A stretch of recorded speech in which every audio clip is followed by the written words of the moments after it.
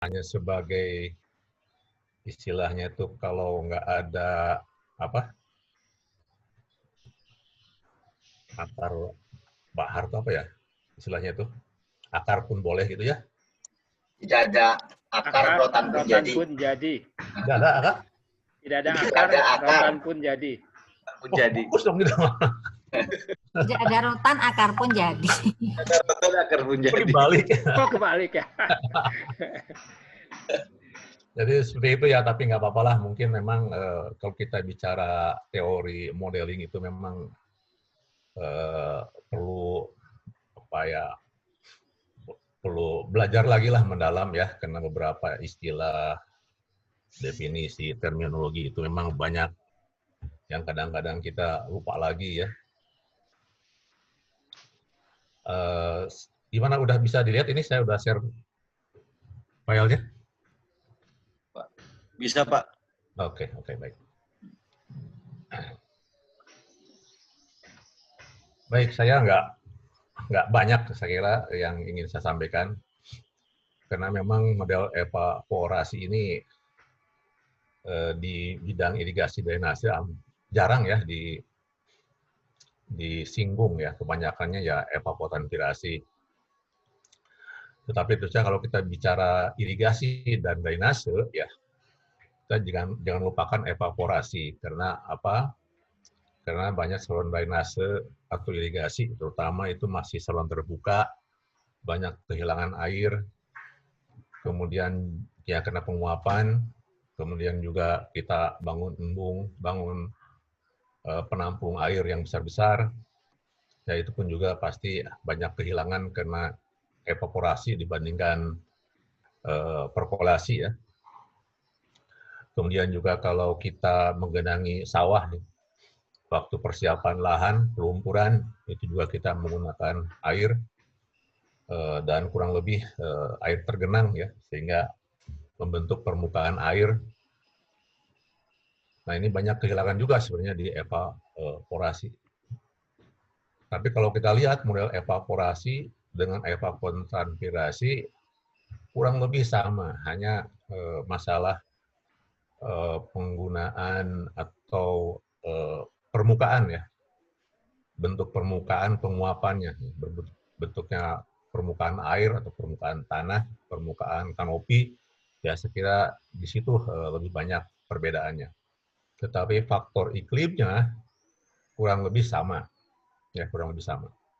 Yang mestinya model evaporasi lebih mudah dibandingkan evapotranspirasi, karena evaporasi yang kita pelajari sekarang ini lebih banyak pada permukaan yang tergenang, atau sering disebut dengan evaporation from open water ya. Nah, saya akan sampaikan beberapa model yang memang terkenal ya, baik yang sifatnya theoretical dan juga empirical ya. Tetapi karena kita ingin belajar, saya kira sebaiknya kita memang mempelajari model-model yang dibangun secara theoretical, artinya melibatkan berbagai komponen biophysical ya, yang memang berpengaruh terhadap evaporasi. Saya kira semuanya pasti sudah mempelajari salah satu model yang terkenal ya, itu adalah Penman. Kalau saya lihat itu tahun 1965. Ya. 148 malah sudah. Tambah lagi ya, waduh. Oke. Bisa jadi. Nah, Bapak ini memang lebih kompeten nih, karena memang orang agroklimat ya. Tapi saya mungkin mengutipnya atau paper yang saya ambil tahun sini ya. Ya, Pak. Karena memang setelah itu banyak sekali dia menulis paper ya. Semuanya pengembangan-pengembangan. Nah, jadi model yang dia kembangkan memang saya tidak menyajikan energi balance-nya, tapi kurang lebih ini dari energi balance. Jadi ada energi yang masuk, ada yang terpantulkan, ada yang diserap di permukaan air, gitu ya. Memang awalnya ya energi itu dari matahari, kan? Matahari itu simbolnya R ya, R. Nah sekarang kita lihat persamaan satu ini EO. Jadi Kalau ada ETO ya ada EO. Jadi EO itu adalah reference evaporasi. Jadi ini ya reference itu adalah air ya, permukaan air. Jadi kalau kita lihat persamaannya, yang penting di sini R itu radiasi. Tapi ada N-nya, itulah net ya, neto. Jadi yang masuk, yang keluar ya sudah, dan itu betul-betul yang digunakan untuk evaporasi. Nah, kemudian ada delta. Delta itu disebut dengan slope ya, of vapor pressure. So, ada unitnya. Kemudian ada tambah. Nah, tambah ini adalah pergerakan air ya, dari permukaan air ya, dan ke atas ke atmosfer. Itu semacam mass flow yang dipengaruhi oleh beda tekanan uap air, dan juga dipengaruhi oleh apa yang disebut dengan resistansi. Ini disebut dengan aerodynamic resistance ya. Jadi ini kebalikan dari konduktansi. Kita ingat ya, di listrik ada K, ada R ya. Itu satuannya terbalik ya. Kemudian dibagi di situ ada rho, ada Cp. Rho itu adalah, kita tahu semuanya,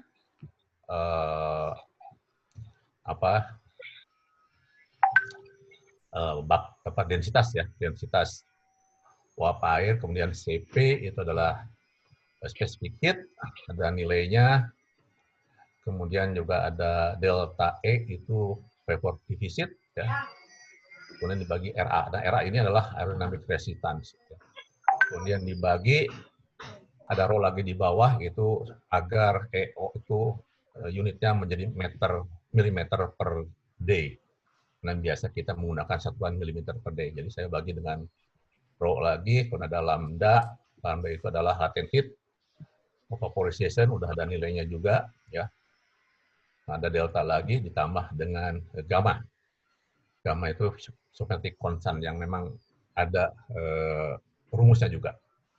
Nah, saya kira inilah persamaan Feynman ya. Kalau ditanyakan bagaimana kok menjadi seperti ini, nah ini penjelasannya panjang ya, panjang sekali. Tapi saya lihat udah banyak tulisan-tulisan. Saya juga nanti lampirkan papernya ya, yang menurunkan sampai terjadi persamaan satu ini. Nah, yang ingin saya teruskan adalah bagaimana kita menggunakan persamaan ini tentu saja untuk menghitung evaporasi melalui permukaan air. Jadi kita breakdown lagi komponen-komponen dari persamaan ini. Berikut bisa kita lihat. Tadi yang penting adalah radiasi, atau Rn di sini adalah radiasi net ya, yang tinggal di permukaan yang digunakan untuk penguapan. Nah, Rn pun juga ini sebenarnya perjumlahan dari net. S itu short wave, gelombang pendek ya, dan R and L ini long wave ya, jadi gelombang pendek dan gelombang panjang. Kemudian R and S itu, short wave itu adalah bisa dihitung dengan persamaan 1 dikurangi alfa. Alfa itu albedo ya. Kemudian ada RS. Nah, RS itu memang simbolnya RS itu namanya global radiation. Global radiation. Nanti saya ceritakan apa itu global radiation. Kemudian RS juga itu bisa, sebenarnya kalau kita ukur ya, bisa diukur ya. Kita bisa ukur dengan solarimeter ya. Apa namanya? Ya, Pak. Solarimeter ya? Net solarimeter. Net solarimeter, kira balai juga mungkin punya ya. Itu bisa juga diperkirakan dengan menggunakan rumus nomor 4 ini. Di situ ada AS, ada BS, ada N kecil dibagi N besar dikalikan dengan RA. Nah, RA itu adalah extraterrestrial radiation, solar radiation. Nah, jadi ini kelihatannya semacam hubungan di mana N kecil itu adalah lama penyinaran dalam satu hari. 1 jam, 2 jam, 3 jam. Kemudian N itu adalah lama waktu selama satu hari. Jadi berapa persen ya fraksi sebenarnya lama penyinaran dibagi dengan jumlah jam hari ya dalam satu hari. Nah, kemudian tadi saya sampaikan RS itu adalah global radiasi, artinya yang masuk ke permukaan bumi. Sedangkan RA itu adalah ekstraterestrial, itu yang di luar, masih di luar, artinya belum melalui atmosfer ya. Jadi RA itu relatif stabil, sedangkan yang masuk RS itu ya tergantung pada awan ya, pada berbagai macam, termasuk juga kondisi permukaan atau di atas permukaan. Nah, oleh karena itu RA itu mestinya lebih besar daripada RS ya, karena itu masih di luar. Dan itu RA itu biasanya ya relatif stabil ya, karena memang tidak terganggu oleh kondisi atmosfer bumi ya, dan juga permukaan bumi. Sehingga RA juga bisa dihitung ya, ada rumusnya untuk menghitung RA, nanti akan saya sampaikan juga. Nah, NS atau N besar itu ada persamaannya juga, ini 24, yaitu 24 jam dibagi pi ya, dikali omega S, nanti omega S ada persamaannya. Kemudian berikutnya adalah RNL ya. Ini adalah long wave. Jadi long wave itu kalau kita lihat diprediksi atau menggunakan hukum Boltzmann ini ya. Iya. Boltzmann, di mana tergantung kepada suhu ya dan beberapa konstanta. Suhunya dipangkatkan 4, ini Kelvin ya. Ada F itu sebenarnya nanti ada nama-namanya ya, tapi sementara kita lihat simbolnya dulu. Ini ada F, ada emisivitas ya, kemudian ada sigma, inilah Boltzmann's konstanta ya, konstanta. Kemudian TX itu, X itu adalah maksimal temperatur pada hari itu, dan N itu adalah minimal. Ini penggunaan simbol X dan N itu kita sesuaikan dengan data yang ada di BMKG. BMKG menggunakan TX dan TN ya. Jadi supaya sejalan ya. Kemudian F itu bisa dihitung ya dengan rumus di bawah ini nomor 7 ya. Dan ada konstanta AC, ada RS tadi ya, radiasi global radiation. Kemudian ada RSO, ini ada lagi RSO. Jadi RSO itu sebenarnya radiasi pada saat udara cerah ceritanya ya. Ini bisa dihitung dengan menggunakan persamaan ini. Jadi tidak ada awan, tidak ada halangan apa-apa. Ya, hanya atmosfer aja, mungkin lapisan atmosfer atau mungkin juga lapisan lainnya ya. Nah, itu tergantung pada ketinggian ya. Dikalikan dengan RA otomatis ya.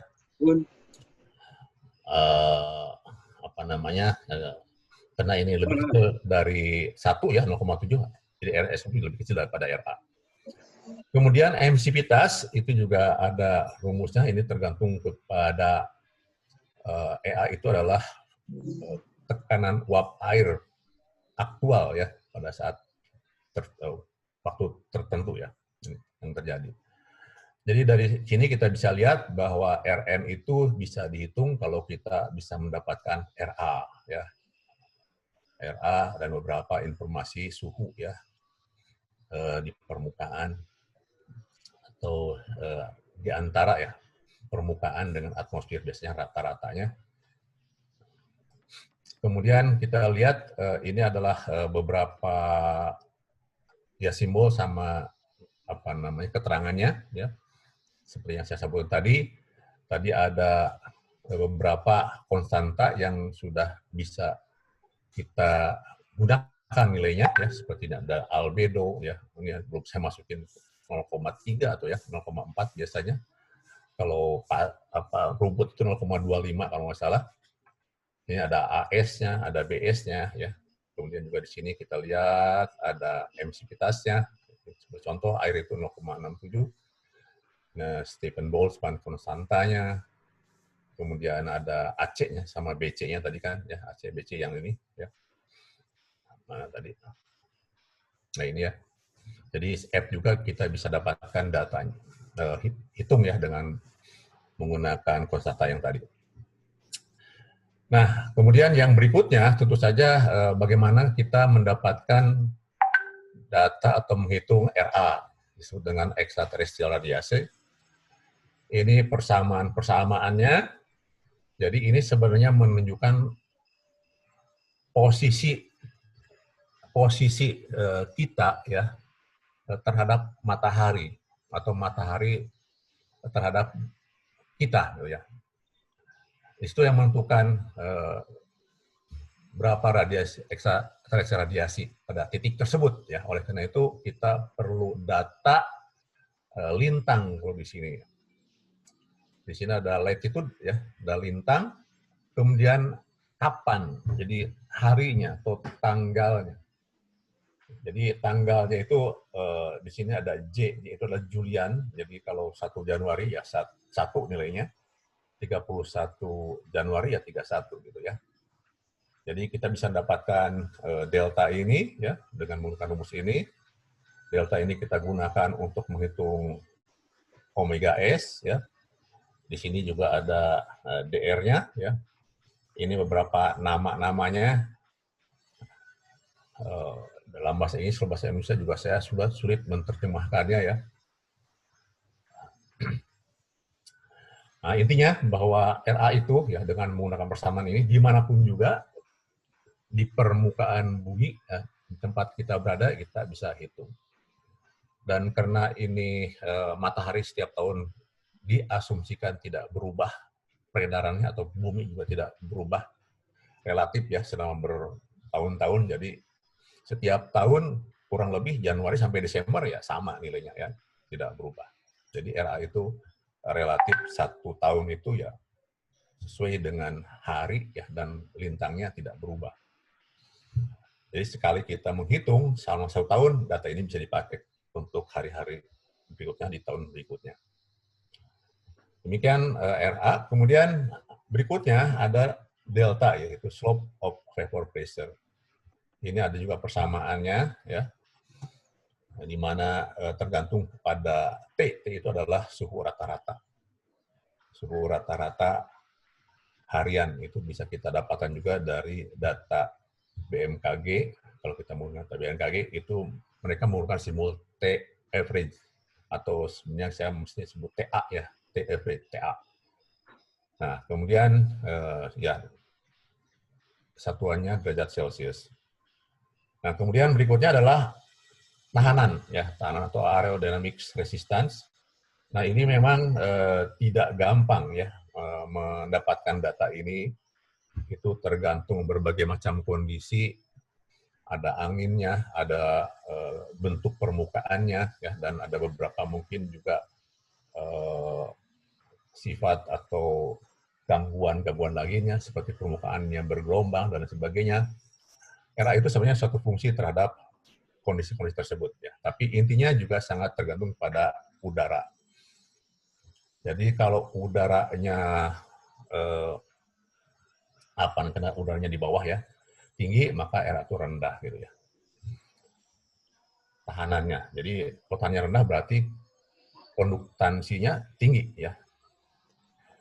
Nah, ini ada satu empirical model ya yang di paper atau di buku yang saya kutip ini, kalau U2 itu diukur pada ketinggian 2 meter, ya kurang lebih RA itu ya 208 dibagi U2. Dan ini satuannya meter per day. Kalau U itu biasanya diukur menggunakan meter per second ya, tapi saya lihat data di BMKG itu menggunakan knots. Jadi harus hati-hati menggunakan data U2 dari BMKG, karena yang saya lihat ya, itu menggunakan knots, artinya mile per jam, mile per hour. Jadi harus dikonversikan menjadi kilometer per jam, dan di sini meter per day supaya satuannya sama. Ini harus hati-hati. Berikutnya adalah gamma ya. Ini konstanta yang juga bisa kita hitung tergantung kepada tekanan atmosfer ya. Dan juga lambda, tekanan atmosfer juga ada persamaannya tergantung kepada jet ya, ketinggiannya. Jadi kita bisa gunakan persamaan ini untuk menghitung sigma, gamma. Baik, berikutnya adalah delta E atau vapor defisit ya. Satuannya kilopascal. Ini sebenarnya selisih ya, selisih keadaan saturated dan keadaan aktual. Jadi ES itu saturated, A itu aktual. Kenapa defisit? Berarti ada beda ya. Bisa juga dihitung dengan 1 dikurangi RH, RH-nya dalam fraksi berikan ES. Nah, ES pun juga bisa dihitung ya menggunakan persamaan 19, ya, di mana E fungsi dari TX suhu maksimal ditambah E fungsi dari TN suhu minimal dibagi 2, jadi rata-rata ya. Setelah ES, kemudian EA itu juga bisa dihitung dengan menggunakan data RH, rata-rata, dan juga TX dan TN. Ya, menggunakan persamaan 20. Nah, ET atau E fungsi dari T ini ada di persamaan 21. Jadi kalau kita masukin suhunya, kita bisa mendapatkan data E. Kalau suhunya TX, ya kita dapat ETX gitu ya. Ini adalah beberapa satuan yang digunakan. Ini udah saya sesuaikan. Harus hati-hati juga teman-teman ya, karena kadang-kadang beberapa peneliti atau paper juga satuannya berbeda-beda nih. Ya, jadi saya juga yang disuruh di sini udah disesuaikan satuannya. Ya, tinggal nanti dilihat datanya seperti apa atau satuan yang digunakan ya, data itu apa. Tapi inilah dalam persamaan kurang lebih satuannya udah saya sesuaikan seperti ini. Berikutnya adalah persamaan, ini saya kira udah selesai ya untuk Penman. Semua parameter, kemudian fungsi-fungsinya juga sudah terkumpul. Tinggal kita memberikan data yang ada di BMKG. Pertama adalah suhu maksimal, ada di situ, harian maksimal. Ada suhu harian rata-rata, ada di situ. Ada suhu minimal juga ada di situ. RH rata-rata juga sudah ada di situ.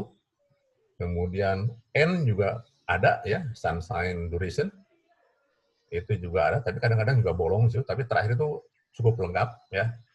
Sebenarnya P juga ada kan, P juga ada ya. Dalam satuan bar kalau nggak salah. Angin juga ada ya. Jadi kita dengan menggunakan data yang dari BMKG kita bisa menghitung ya evaporasi menggunakan Penman. Hanya tadi ya ketika kita menghitung resistansi tadi aerodinamik resistansi, kita harus hati-hati di situ ya, karena tergantung pada jenis permukaannya ya, dan itu tergantung pada juga angin. Nah disitulah sebenarnya permasalahan menggunakan Penman itu ya. Kalau data lain itu udah clear, bisa didapatkan dari data klimatologi, tapi ketika kita mendapatkan data RA, nah inilah yang agak berat. Ya, karena RA itu sama seperti koefisien lainnya, kadang-kadang harus kita cari juga ya dengan menggunakan optimisasi parameter supaya dapat di lokasi tertentu berapa RA-nya. Jadi harus menggunakan data pengukuran dibandingkan baru dapat RA-nya. Ya. Tapi tadi kan saya katakan ada beberapa model estimasi. Nah, disitulah kelemahan atau kesulitan menggunakan data Penman itu. Oleh karena itu, beberapa model berikutnya itu adalah mencoba mendapatkan model yang lebih sederhana dalam arti kata tidak menggunakan RA ya, tidak menggunakan RA. Ini sebagai contoh ada Shuttleworth 1993 ya, ini tidak terlalu lama. Itu kalau lihat persamaannya hampir sama ya. Suhu pertama di sebelah kanan itu hampir sama. Nah, kedua itu yang berbeda. Di situ tidak kita temukan RA, tapi sudah diganti dengan kombinasi ya atau formula ya, 6,43 dalam kurung 1 tambah 0,536 dikalikan UA. Ya, jadi di sini udah dikalikan dengan kecepatan angin. Di sini tidak ada RA lagi ya. Tidak menggunakan RA lagi. Tetapi di situ ada koefisien-koefisien atau nomor angka-angka ya yang tentu saja itu dari konstanta atau konversi-konversi ya, sehingga mendapat nilai ini. Ini belum saya teliti lebih lanjut ya. Kenapa kok keluar 6,43, kenapa keluar 0,536 ya, itu perlu dikupas lebih lanjut. Tapi saya kira kurang lebih inilah modelnya. Jadi di sini yang lebih sederhana dalam arti kata RA itu tidak digunakan lagi. Tapi ya ini estimasi tentu saja. Kita lihat nanti hasilnya seperti apa. Kemudian di situ delta juga ada rumus baru, artinya ini satuannya agak berbeda dengan yang tadi ya. Ini satuannya delta itu adalah milimeter Hg dibagi Kelvin. Jadi TA-nya dalam bentuk Kelvin ya. Unitnya adalah Kelvin. Di situ juga ada gamma, ada delta E, dan juga ada ES pun juga ada persamaannya dengan input TA ya. Tapi TA juga dalam satuan Kelvin. Jadi ini harus hati-hati. Saya inginnya ini diselaraskan lah sehingga semuanya menggunakan unit seperti Penman tadi. Ini perlu sedikit exercise kira. Ini Shutterworth. Jadi di sini keuntungan dia itu ya tidak ada lagi, tidak minta lagi data RA. Berikutnya, ada model yang menurut saya agak baru, namanya Valiant-Just 2006. Nah, ini lebih sederhana lagi, ya. Ini mirip-mirip, kalau evapotranspirasi itu mirip-mirip Hargreaves, ya. Hanya menggunakan TA, RS, RA, dan RH. Dan itu semuanya datanya ada di BMKG. Persamaan juga sederhana, gampang diingat ya, gampang diingat. Seperti ini. Jadi di situ adalah RS, global radiation, ya, ada RA, extraterrestrial radiation, dan TA dan RH ya. Nah ini model menurut saya sederhana ya, dan untuk praktikal saya kira ini cukup menjanjikan. Kita lihat nanti hasil. Nah saya sudah mencoba membandingkan ya, menggunakan data dari BMKG, dari stasiun Bapak Banten, Serang ya, itu ada nomor WMO-nya ya, 96737 itulah WMO. WMO itu adalah World Meteorological Organization ya, jadi udah tercatat dalam secara universal. Itu bentuknya UPT, itu ada lintang itu latitude ya, ada bujur, meridiannya, latitude-nya minus, itu ada di selatan berarti, ketinggiannya 100 mdpl. Nah ini adalah datanya, kita lihat ada Juliannya, ya, kemudian ada tanggal kalendernya. Di situ kita lihat ada TN, ada TX, T average ya, yang kita tadi gunakan TA ya, supaya nggak terlalu panjang.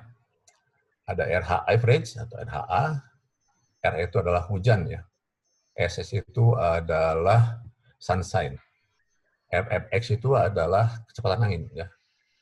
Kemudian ada DDD segala macam itu lupa lagi saya namanya, tapi jarang saya gunakan. Itu kalau nggak salah arah angin ya, dan lain sebagainya. Ada SW itu southwest gitu. Itu jarang kita gunakan, itu lebih banyak dipakai untuk navigasi saya kira. Ya, tapi kita biasanya menggunakan sampai FF aja. Tahun sebelumnya digunakan U gitu ya. Sekarang udah dirubah terakhir ini seperti ini. Dan formatnya juga lain dengan sebelum-sebelumnya ya. Jadi lain penggunaan kolom terutama ya dengan tahun-tahun sebelumnya. Tahun berapa ya? Mungkin 3 tahun yang lalu lah, masih yang lama, sekarang udah yang baru. Tapi saya lihat tahun-tahun sekarang ini data SS ya, dan juga data kecepatan angin udah cukup lengkap. Sehingga tidak salahnya mungkin lebih baik kita menggunakan Penman dibandingkan, artinya menggunakan Penman bisa memungkinkan ya. Kemudian berikutnya, di kolom berikutnya kita lihat ada data RA ya. Ini adalah extraterrestrial radiasi. Ya, kita lihat kurang lebih 38. Depannya itu ya, di tropical itu ya 38, tinggal komanya aja biasanya berbeda. Kemudian RS Ya, itu global radiation udah saya hitung juga ya dengan input tadi ya. Kemudian, nah, sudah EO. EO itu adalah evaporasi yang kita hitung berdasarkan sini ada 3 persamaan. Feynman, ada Valiant Jas, ada Shuttleworth. Ya. Nah, kalau kita lihat selama 1 bulan ini, secara sekilas datanya tidak banyak berbeda. Kita lihat dalam bentuk grafik seperti ini. Ya, kalau di sumbu horizontalnya Feynman, millimeter per day, kemudian other models, kita bandingkan dengan model yang lain. Ini dengan Valiant Jas ya. Jadi kalau kita lihat ya cukup bagus ya, artinya R kuadratnya cukup bagus ya, dan juga kisarannya juga hampir sama ya. Ini membentuk kurang lebih 1 lah ya. Nah, ini kan 0,977 ya. Slope-nya ya mendekati 1 ya. Saya kira ini Valiant Jas ini bukan main menurut saya ya. Kemudian bagaimana dengan Shuttleworth? Ini Shuttleworth di bawah ini yang seperti ini. Nah, cuman saya masih ragu nih, mungkin ada beberapa kesalahan perhitungan. Saya coba perbaiki lagi untuk Shuttleworth ini. Mestinya Shuttleworth lebih baik juga ya, artinya tidak terlalu jauh gitu. Mungkin juga saya ada kesalahan menggunakan unit-unit tadi, karena unitnya memang cukup kompleks tadi, harus dikonversi beberapa kali. Saya akan cek lagi ya, tapi kurang lebih saya lihat tidak jauh berbeda juga sebenarnya. Karena Shuttleworth dengan Feynman itu kan hanya berbeda di suku keduanya, suku pertamanya sama. Ya. Jadi Shuttleworth itu menggunakan angin saja, ya, sedangkan Feynman itu menggunakan era. Jadi di situ aja perbedaannya. Ya. Di suku pertamanya sama. Jadi mestinya perbedaannya tidak terlalu jauh. Ya. Saya kira itu kurang lebihnya ya 2 model atau 3 model. Sedangkan kita lihat di referensi banyak sekali model-model yang ada di sini. Kita lihat beberapa model juga tuh ya. Ini ada yang berusaha membandingkan berbagai macam model dan juga mengembangkan model sendiri. Gitu. Ada yang istilahnya BREM gitu. Ini agak baru juga kalau salah ya. Tapi saya tidak akan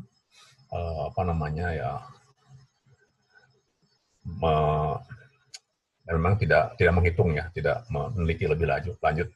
Karena buat saya sekarang ini dengan menggunakan model ini aja teman-teman ya, Valiant Jas, saya kira ini cukuplah untuk keperluan praktis kita menghitung berapa evaporation losses, water losses ya, karena evaporation dari permukaan air terbuka. Nah, saya lihat memang selama ini jarang yang menggunakan data, mungkin juga ini terlalu baru ya. Banyak yang menggunakan Feynman modifikasi dan lain sebagainya ya. Tapi saya lihat ini kayaknya yang lebih praktis untuk kita gunakan dalam kita merancang tentang irigasi, drainase, termasuk ya embung dan lain sebagainya, ya, untuk melihat sejauh mana terjadi kehilangan air karena evapotranspirasi. Dan datanya sudah ada semuanya. Kita juga bisa membandingkan data-data beberapa tahun ke belakang, karena juga datanya tersedia. Saya kira itu teman-teman ya, apa yang bisa saya sampaikan pada kesempatan ini, dan berikutnya bagaimana cara mengukur evaporasi ini. Saya kira semuanya sudah tahu apa yang disebut dengan fan evaporator. Ini udah banyak pengembangannya ya, sampai menggunakan alat-alat otomatis. Ada tipe A ya, biasanya ukurannya udah standar. Ya, kemudian juga dilengkapi dengan peralatan alat ukur ya iklim. Itu kita bisa gunakan ya untuk kalibrasi model sebenarnya.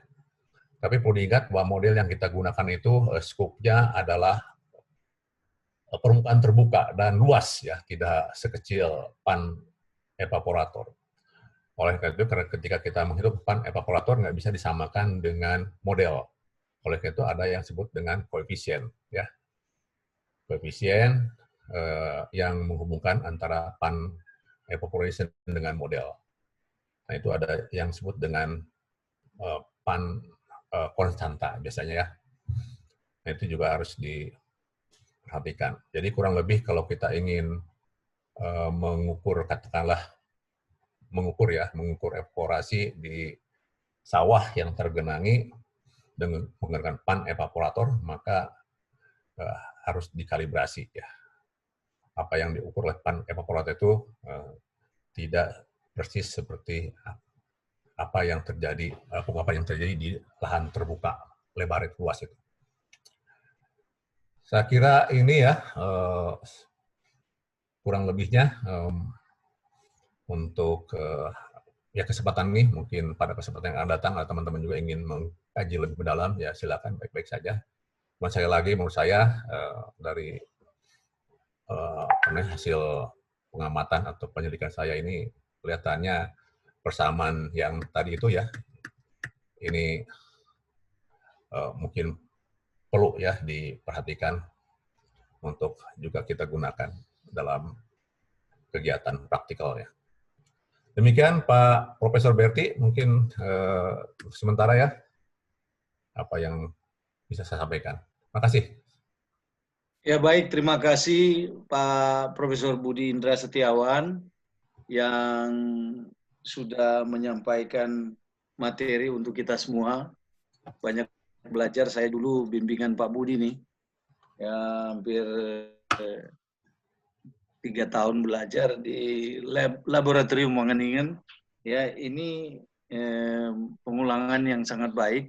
Jadi untuk model yang diberikan di sini, Penman, ya, Valiansas dan Shuttleworth.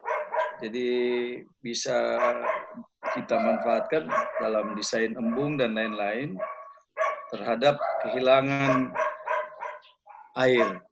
Nah, nanti kita bahas satu kali panel setelah pembicara kedua nanti.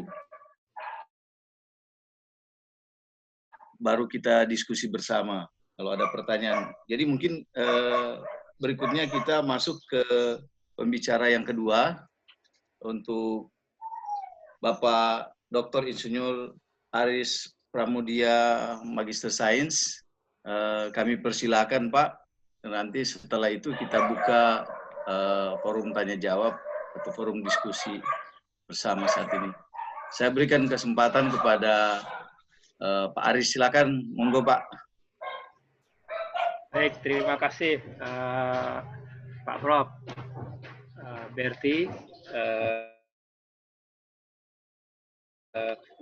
Bapak Ibu sekalian. Dengar Pak. Suara saya. Dengar. Berbahagia saya diberi kesempatan untuk berbagi pengalaman di sini. Mudah-mudahan ada manfaatnya untuk kita semua, baik untuk menambah wawasan maupun untuk mengembangkan ilmu pengetahuan di bidang ini. Mohon izin saya sharing screen. Bahannya ini.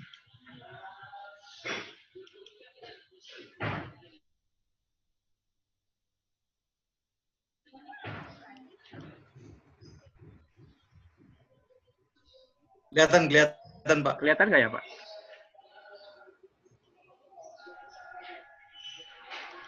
Ya, silakan Pak, boleh. Baik. Saya kemarin dikontak oleh Pak Husnul untuk menyampaikan prinsip-prinsip dasar di dalam melakukan pendugaan nilai evapotranspirasi. Kebetulan memang saya punya pengalaman juga memanfaatkan model ini waktu saya menyusun S1 dulu. Jadi sudah lama sekali itu. Tapi dari aspek proses, saya kira boleh juga disampaikan di sini untuk berbagi pengalaman. Nah, ini sedikit saja karena saya orang baru, saya perkenalkan. Intinya saya sebetulnya bekerja sekantor dengan Bu Popi di Balai Penelitian Agroklimat dan Hidrologi di Badan Litbang Pertanian. Saya alumni IPB S1, S2, S3, jadi jago kandang istilah teman-teman di IPB. Baik, mungkin lanjut aja ke topik. kira-kira ada 5 hal ini yang ingin saya sampaikan. Pengertian daripada evapotranspirasi itu sendiri, lalu bagaimana kita mengenal metode pendugaannya, lalu pada kesempatan ini pun juga saya fokus di dalam satu model, yaitu model evapotranspirasi Feynman. Lalu pada bagian keempat, saya sampaikan kasus perhitungan yang pernah kami lakukan. Lalu sedikit yang kelima itu adalah kearifan-kearifan. Kadang-kadang kita perlu memperkecil evapotranspirasi ya di dalam aplikasi di terapan di lapangan. Nah, ini ada beberapa sedikit nanti menyinggung. Nah, sedangkan aspek lainnya yang lebih detail terkait dengan pemanfaatan model ini untuk terapan, saya kira nanti periode berikutnya Bu Popi akan menyampaikannya. Baik, Bapak Ibu sekalian, jadi evapotranspirasi itu sebetulnya ukuran kehilangan air atau penggunaan air dari suatu lahan melalui 2 cara. Yang pertama evaporasi melalui tanah itu sendiri, dan yang kedua melalui transpirasi tanaman. Ini sudah lama ini sebetulnya dikemukakan. Saya mendapat rujukan-rujukan 70 tahun yang lalu barangkali ya, hampir 70 tahun yang lalu. Nah, penyajiannya biasanya evaporasi atau evapotranspirasi diukur dari volume kehilangan air per luas lahan. Artinya volume per luas itu adalah satuannya tinggi kolom air. Nah, dalam hal ini kita menggunakan satuannya milimeter, sama dengan satuan curah hujan. Ada beberapa istilah terkait dengan evapotranspirasi ini. Yang pertama ada istilah evapotranspirasi potensial atau kita kenal dengan ETP. Ini adalah suatu evapotranspirasi maksimum yang mungkin terjadi dari suatu permukaan lahan dan hanya ditentukan oleh unsur-unsur cuaca. Jadi pertimbangannya murni hanya bersifat atmosferik. Lalu ada evapotranspirasi aktual. Ini adalah evapotranspirasi yang terjadi sebenarnya pada kondisi atmosfer yang ada. Dan ini dipengaruhi oleh unsur-unsur cuaca, tanah, dan juga tanaman, kondisi tanamannya. Lalu ada evapotranspirasi standar, ET0. Ini adalah evapotranspirasi aktual dari hasil pengukuran menggunakan lisimeter yang dijadikan acuan, yaitu menggunakan rumput pendek, jadi rumput yang ketinggiannya 5 cm, dan air tanah dalam kondisi cukup, atau dari jenuh hingga tidak mencapai titik layu permanen, dan bukan merupakan faktor pembatas. Lalu ada lagi evaporasi panci, tadi yang sudah disampaikan oleh Pak Prof. Budi Indra, yaitu evaporasi dari permukaan air pada panci kelas A. Panci kelas A itu adalah alat untuk mengukur evaporasi di air terbuka. Nah, ini disebut E0 karena untuk digunakan mewakili satu wilayah yang luas, itu ada faktor koreksi yang disebut dengan koefisien panci. Evapotranspirasi tanaman, ini adalah evapotranspirasi tanaman ideal yang dijadikan dasar pemberian air irigasi. Nilainya tergantung fase-fase pertumbuhan dan umur tanaman. Disinilah kemudian diterapkan ada yang namanya KC atau koefisien crop atau koefisien tanaman. Nah, ini kira-kira ilustrasi yang membedakan apa itu ET0, apa itu ETC, lalu nanti ada lagi ETC yang dikoreksi, di-adjust. Jadi disesuaikan dengan kondisi di lahannya.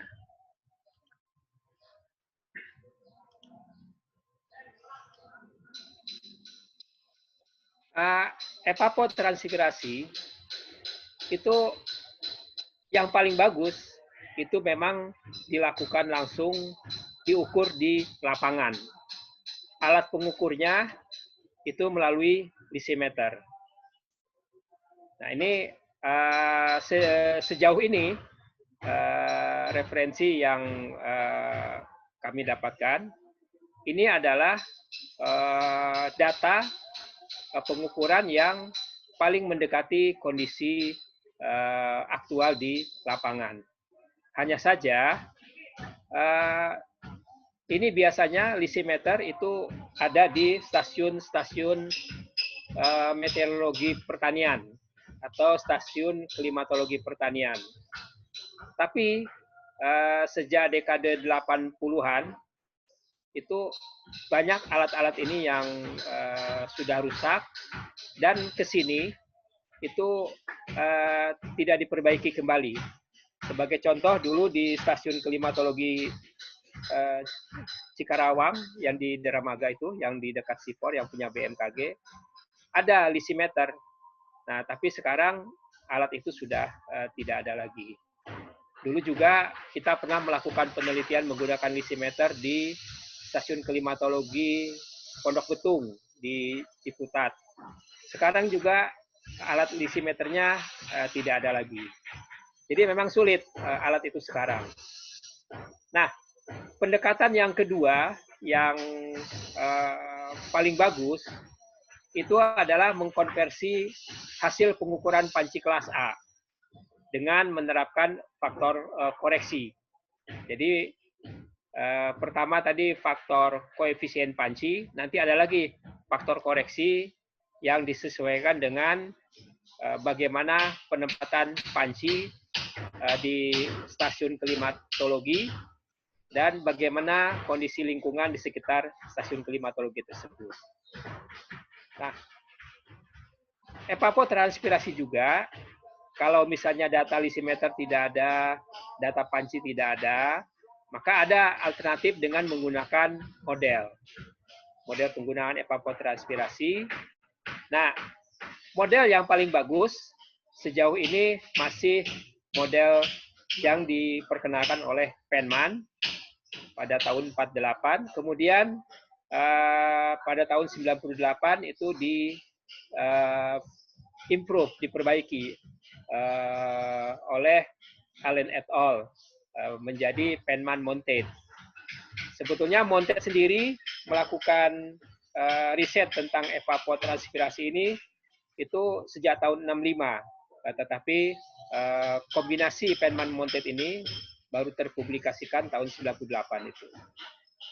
Model pendugaan yang berikutnya yang mudah itu adalah metode radiasi. Metode radiasi ini hanya memerlukan data radiasi. Lalu yang ketiga itu metode Blaney-Criddle. Metode Blaney-Criddle ini kombinasi antara data radiasi dan data suhu. Lalu ada lagi metode Thornweight. Thornweight ini hanya menggunakan data suhu udara, suhu rata-rata. Hanya saja memang dibandingkan dengan metode Penman, 3 metode yang terakhir ini itu memiliki bias yang lebih besar terhadap kondisi yang ada di lapangan dibandingkan metode yang dikemukakan oleh Penman atau Penman Montet. Bapak Ibu sekalian, pengukuran evapotranspirasi dengan cara lisimeter itu kira-kira seperti ini. Jadi kita membuat semacam tabung kotak ya, di bawah tanah dengan kedalaman sampai 150 cm. Di atasnya itu ditanami rumput seragam pendek, tingginya hanya 5 cm. Nah, rumput ini tidak hanya ditanam di sini, tetapi juga di sekitar lisimeter. Jadi harus seragam di stasiun klimatologi di mana lisimeter ini dipasang. Di dalam lisimeter pun itu harus dipasang tanah yang kondisinya sedapat mungkin disesuaikan atau disamakan dengan kondisi tanah yang ada di sekitarnya. Lalu kedalaman tanah itu sendiri sekitar 125 cm. Lalu di sini ada pelapis kasa atau kawat yang menahan tanah ini supaya tidak ke bawah. Nah, di dalam lisimeter ada di sini pipa udara. Pipa udara ini memungkinkan udara-udara yang ada di pori tanah ini ketika mereka mau mengalir atau mau keluar itu tidak mendorong air yang ada di sini, tetapi bisa lewat bawah sini lalu ke atas. Lalu yang komponen yang ketiga ini adalah pipa untuk menyedot air. Ini adalah dinding lisimeter.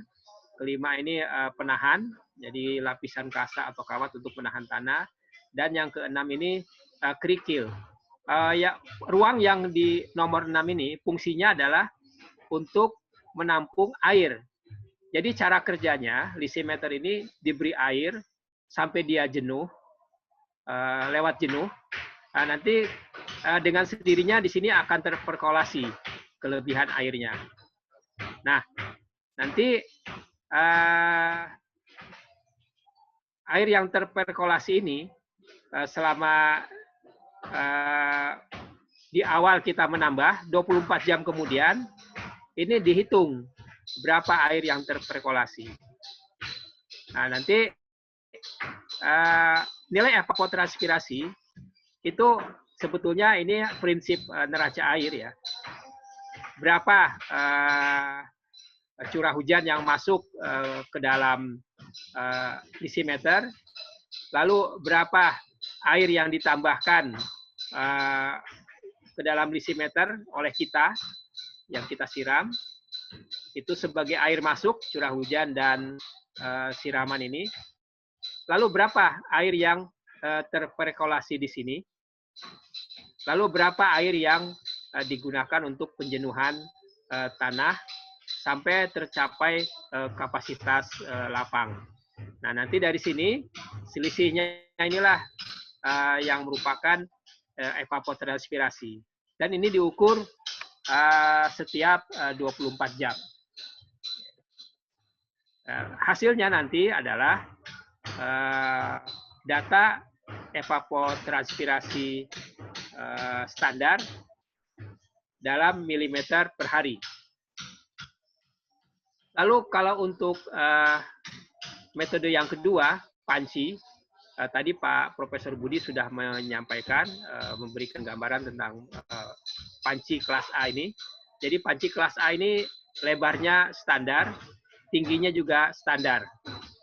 Tingginya itu 25 cm, dan dia dipasang pada ketinggian sekitar 10 cm di atas permukaan tanah, atau 5 cm di atas rumput di stasiun. Nah, evapotranspirasi potensial itu dihitung dengan mengalihkan data evaporasi panci dikali koefisien panci.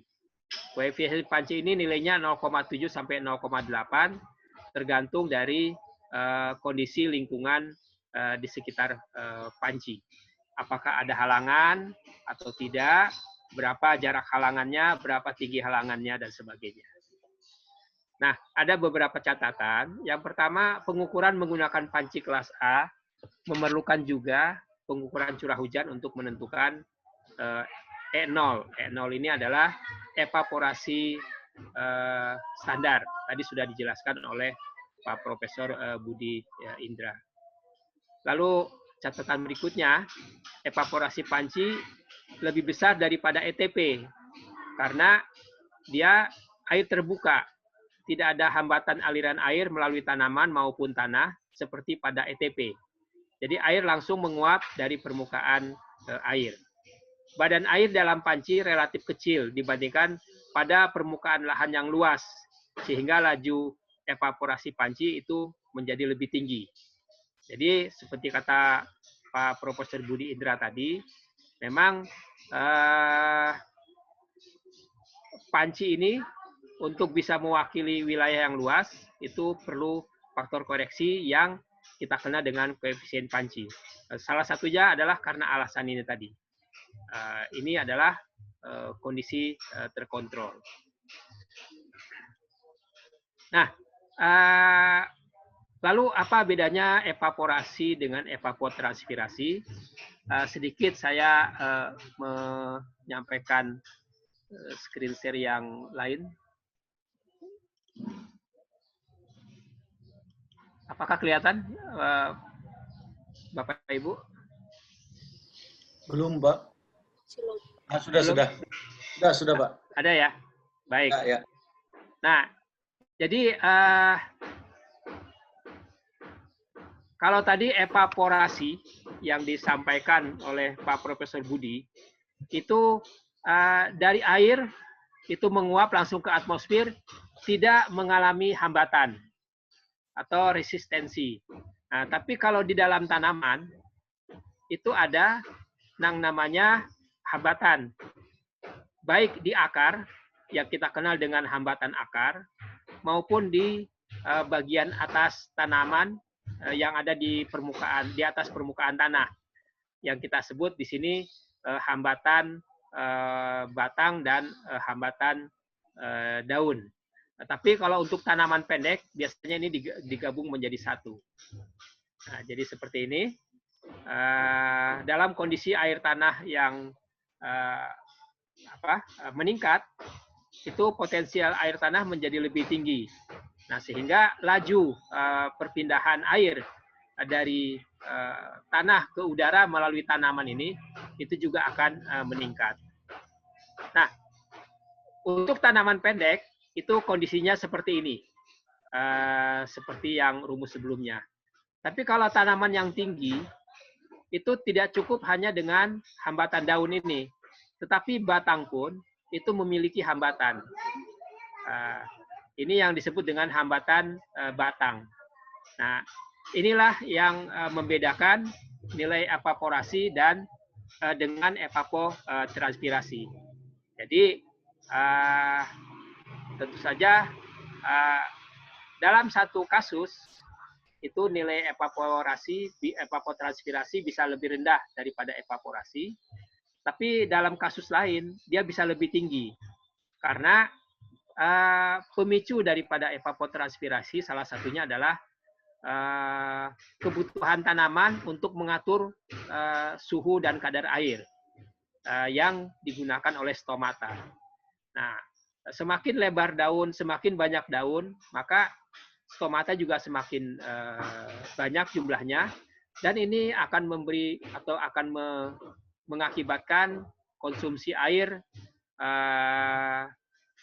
tanaman yang diambil dari tanah itu menjadi lebih besar dibandingkan evaporasi dari air atau dari tanah terbuka.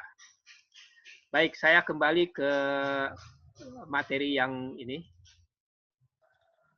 Apakah sudah kelihatan, Pak? Ya, sudah, Pak. Baik.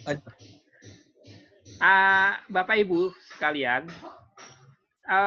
pada kesempatan ini saya hanya ingin menyampaikan satu model yang dari diskusi teman-teman yang berkecimpung di dalam bidang agrometeorologi atau agroklimatologi, rumus Penman inilah yang sejauh ini yang paling bagus untuk digunakan di dalam menduga nilai evapotranspirasi tanaman. Nah, hanya saja memang persamaan Penman ini dia memerlukan minimal 4 komponen unsur cuaca, yaitu radiasi neto, kemudian kecepatan angin, kemudian suhu udara, dan kelembaban udara. Nah, radiasi dan suhu itu adanya di sini, kecepatan angin dan kelembaban itu adanya di sini. Ini ada 2 ruas, sebelum tanda tambah dan sesudah tanda tambah. Yang sebelum tanda tambah ini disebut dengan komponen radiasi atau aspek evapotranspirasi yang disebabkan oleh radiasi. Sedangkan yang setelah tanda tambah ini adalah komponen aerodinamik, yaitu evapotranspirasi yang diakibatkan adanya pergerakan udara yang mengakibatkan transfer massa air dari tanah ke tanaman, terus ke atmosfer, ke udara. Saya menyampaikan sama-sama Penman, tetapi kelihatannya berbeda. Yang satu Penman yang tahun 48, yang satu ini Penman Mounted. Jadi yang diperbaharui. Nah, konsepnya sebetulnya sama. Ini adalah komponen radiasi sama di sini, dan ini adalah komponen aerodinamis, yaitu melibatkan kecepatan angin dan kelembaban. Nah, apa bedanya persamaan Penman untuk evapotranspirasi dan evaporasi?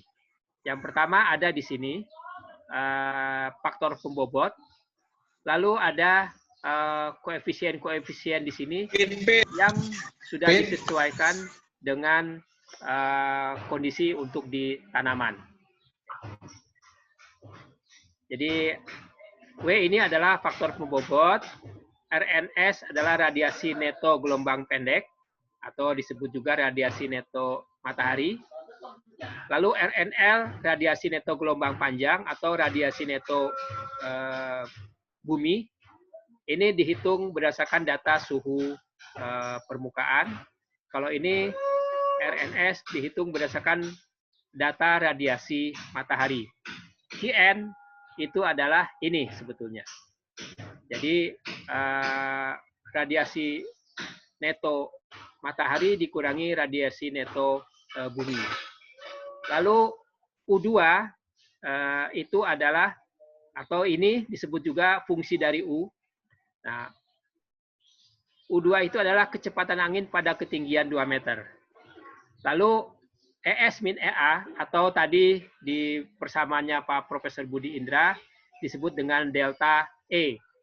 Ini adalah defisit tekanan uap atau selisih tekanan uap jenuh dengan aktualnya. Ini dihitung dari data kelembaban relatif udara. Lalu ada beberapa simbol lain. Ini delta yang kotak ini segitiga. Lalu ada lambda. Lalu ada apa tadi ini? Sikrometer teh. Bukan sigma. Saya lupa lagi namanya. Nah, ini adalah gamma ya. Ini adalah simbol-simbol untuk beberapa koefisien atau tetapan yang digunakan di dalam persamaan Penman ini. Bapak Ibu sekalian, mohon izin kami menyampaikan. Jadi saya tidak menyampaikan lebih detail persamaan Penman. Tadi Pak Profesor Budi Indra sudah menyampaikan persamaan itu dengan menjelaskan persamaan dengan detail. Nah, kami di sini coba langsung aplikasi atau hasil daripada penggunaan persamaan Feynman tadi. Jadi ini ada satu aktivitas yang dilakukan oleh Smith 2017. Beliau mengukur 4 parameter ini: radiasi matahari, suhu udara, kelembaban udara relatif, dan kecepatan angin. Radiasi matahari dalam watt per meter persegi, suhu udara dalam derajat Celcius, RH dalam persen, kecepatan angin dalam meter per detik. Ini kemudian dari sini Mr. Smith ini memasukkan angka-angka ini ke dalam persamaan Feynman dan menghasilkan nilai evapotranspirasi setiap jam. Setiap jam, mulai dari jam 8. Kalau ada jam 8 ini sebetulnya adalah nilai evapotranspirasi mulai jam 7 lewat 1 menit, atau jam 7 lewat lah gitu ya, lewat 1 detik, sampai jam 8.00. Nah, begitu seterusnya, jam 9, jam 10, sampai 24 jam kemudian, data evapotranspirasi dari jam 6.01 sampai jam 7.00. Besok siang, besok paginya. Ini setiap jam terdapat angka-angka evapotranspirasi. Lalu kalau dijumlah, dalam satu hari evapotranspirasinya itu 5,6 mm per 24 jam. Ini kalau saya gambarkan dalam grafik seperti ini. Jadi pagi itu relatif masih rendah, jadi sekitar 2,7 atau 2,8, 0,27 atau 0,28. Kemudian pada jam 12 siang itu meningkat menjadi 0,51. Lalu pada jam 1 sampai jam 3 itu mencapai maksimum penguapannya. Itu nilainya sekitar 0,76 mm per jam. Nanti setelah jam 3 sore turun lagi. Nah, jadi puncak panas di kita sehari-hari itu adalah sekitar jam 2, jam 3. Begitu juga dengan penguapannya. Jadi antara jam 2, jam 3. Kemudian di sini setelah jam ini wilayahnya wilayah berhari panjang, jadi siangnya lebih dari 12 jam. Nah, dia ketika sudah matahari terbenam antara jam 7 sampai jam 8, itu evapotranspirasi itu 0. Karena apa? Karena energi utamanya tidak ada. Energi utamanya adalah radiasi matahari. Yang ada di sini adalah respirasi, sehingga transpirasinya itu 0. Kemudian ini pengalaman saya sendiri di dalam menghitung evapotranspirasi menggunakan Feynman. Tapi ini waktu itu saya tidak harian, saya mengkompilasi datanya mingguan. Jadi menggunakan minggu standar. Minggu standar itu minggu ke-1 itu tanggal 1 sampai 7 Januari. Minggu kedua tanggal 8 Januari sampai tanggal 14 Januari.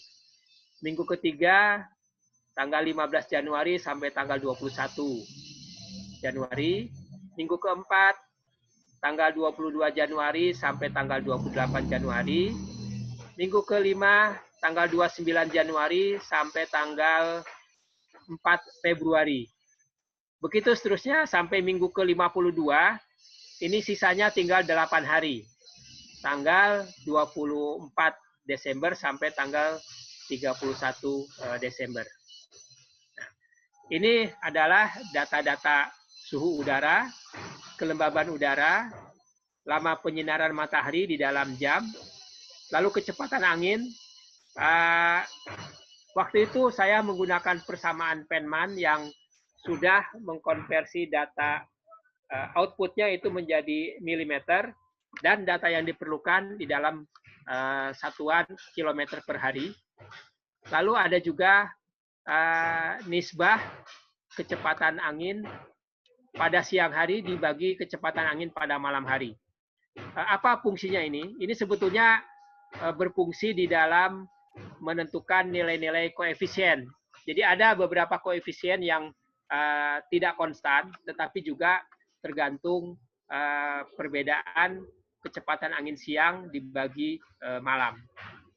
Lalu ini adalah hasil perhitungan evapotranspirasinya.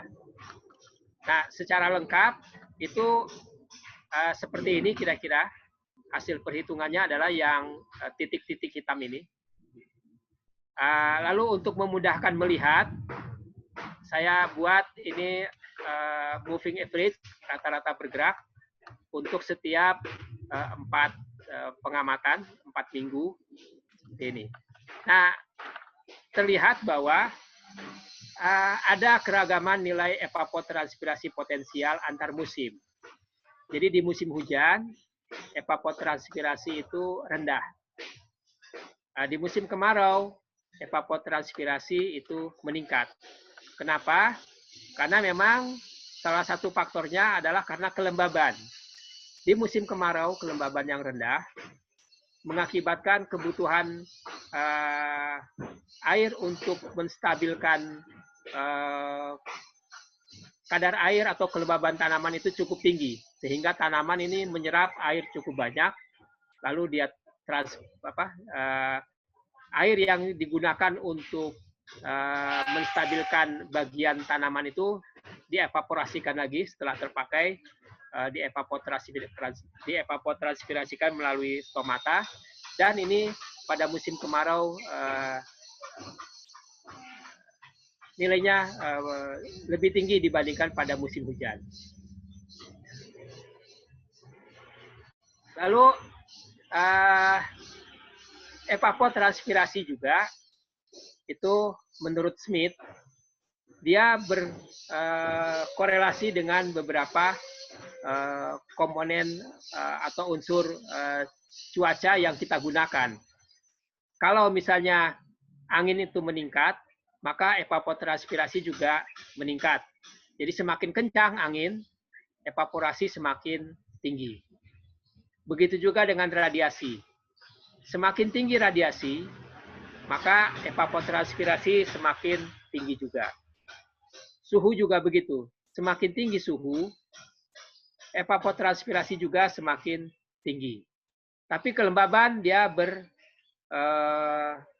hubungannya negatif, berbanding terbalik. Kalau kelembaban itu meningkat, justru evapotranspirasi menurun. Jadi evapotranspirasi akan meningkat kalau kelembabannya semakin rendah, artinya semakin kering.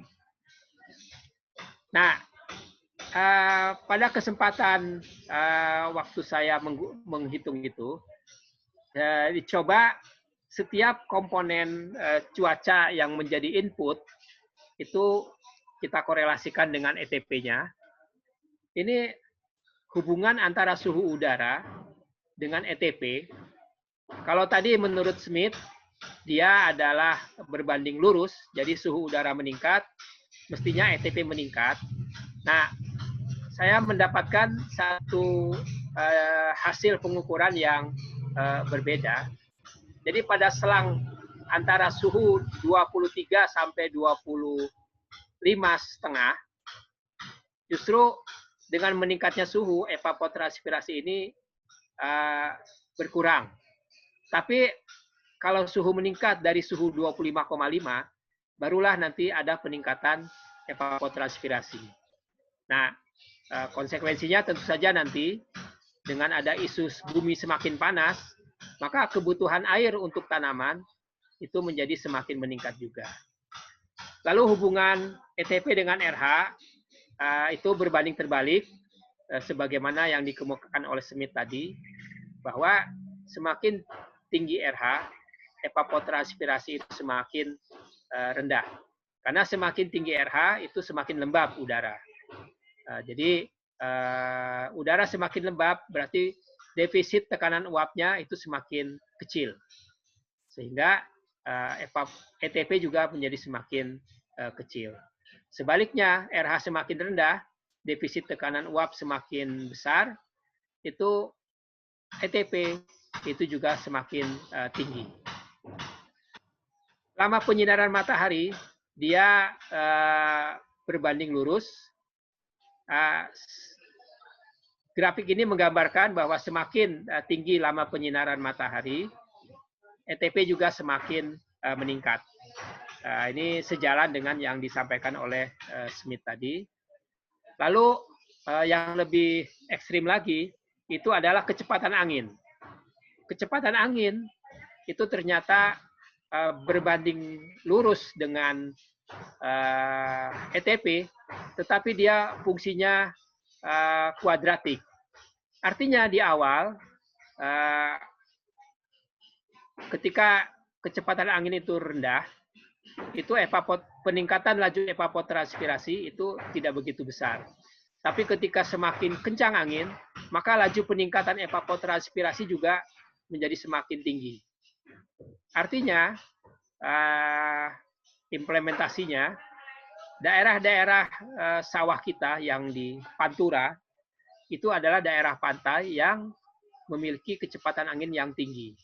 Nah, di situ kebutuhan air untuk tanamannya jauh lebih tinggi dibandingkan daerah-daerah yang lebih selatan, seperti di Cianjur, di Subang, di Bandung yang lebih tinggi daerahnya.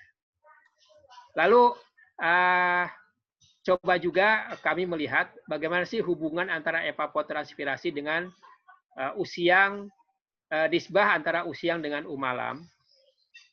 Ternyata dia fungsinya seperti huruf U, jadi ada nilai minimal.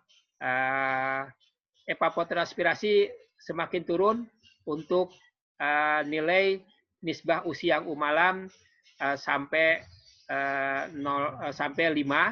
Lalu di atas 5 itu nisbah usiang umalam itu mempercepat laju evapotranspirasi. Begitu juga hubungan antara kecepatan angin dengan usiang umalam, kami mendapatkan fungsi yang kuadratik. Artinya ada nilai minimal pada nisbah usiang umalam sekitar 5. Setelah itu nanti kecepatan angin yang semakin tinggi itu mengakibatkan usiang umalam yang tinggi juga. Artinya apa? Bahwa kecepatan angin yang tinggi itu lebih banyak meningkatkan kecepatan angin pada siang hari. Sedangkan kecepatan angin pada malam hari itu dinamikanya tidak terlalu besar. Tapi dinamika kecepatan angin siang hari jauh lebih besar dibandingkan malam hari. Ada beberapa kearifan lokal, disadari atau tidak disadari, yang dilakukan oleh masyarakat umumnya petani yang bisa memperkecil evapotranspirasi. Misalnya mereka memasang windbreak atau shelter belt untuk menurunkan kecepatan angin. Jadi windbreak itu kalau kita ke kebun teh misalnya, itu di sela-sela hamparan teh itu suka melihat ada pohon-pohonan ya, yang fungsinya untuk memecah angin. Atau kalau kita di satu lingkungan itu sering dilindungi oleh barisan pohon pelindung. Nah, pohon pelindung ini berfungsi sebagai shelter bed, sedangkan pohon-pohon yang di tengah-tengah kebun teh tadi itu berfungsi sebagai windbreak. Nah, windbreak dan shelter bed ini berfungsi untuk meningkatkan turbulensi. Nah, kalau ada turbulensi, kecepatan angin horizontal itu menurun. Dan itu mengurangi laju evapotranspirasi tanaman. Lalu, cara yang kedua, biasanya mempersempit luas permukaan yang terkena sinar matahari langsung. Ini diterapkan oleh petani bawang. Petani bawang itu mereka membuat di samping undakan guludan tanaman bawang. Di sampingnya biasanya mereka membuat satu kayak semacam selokan atau semacam sistem surjan yang fungsinya untuk menyimpan air yang mereka gunakan untuk menyiram tanaman bawang itu sendiri.